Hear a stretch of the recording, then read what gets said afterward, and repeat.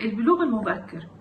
البلوغ المبكر المقصود به انه ظهور علامات البلوغ او تمام البلوغ عند الولاد او البنات في سن مبكرة. يعني بالنسبة للولاد يبقى قبل سن 10 سنين، بالنسبة للبنات يكون قبل سن 9 سنين. ليه بنخاف من البلوغ المبكر او بنحاول نتعامل معاه؟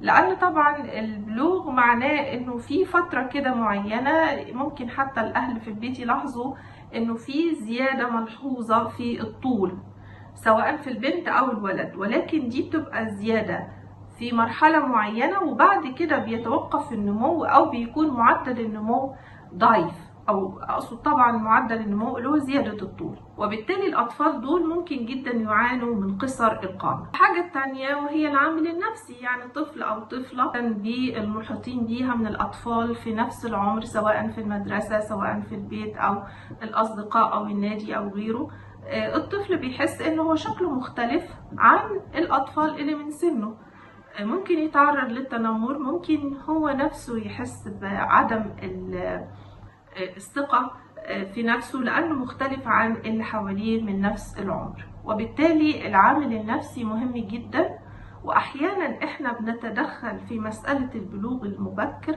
فقط بسبب العامل النفسي عشان الراحة النفسية والتقبل النفسي للطفل لهذا الموضوع. كانت طبعا إن إحنا بيكون مهم جدا عندنا إنه نعرف إن مسألة البلوغ المبكر دي ما فيش فيها أي مشاكل عضوية، سواء على مستوى الغدة النخامية، على مستوى المخ، أو على مستوى مثلا بالنسبة للبنات على مستوى المبيض، وبالنسبة للولاد على مستوى الخصية. ولذلك لما الأم أو الأب يلاحظوا إن في بعض التغيرات اللي بتشير إلى بداية حدوث البلوغ، أو إنه في مرحلة متطورة وسريعة من البلوغ في الطفل أو الطفلة في سن غير متعارف عليه، لابد من أخذ رأي طبيب الغدة. شكرا.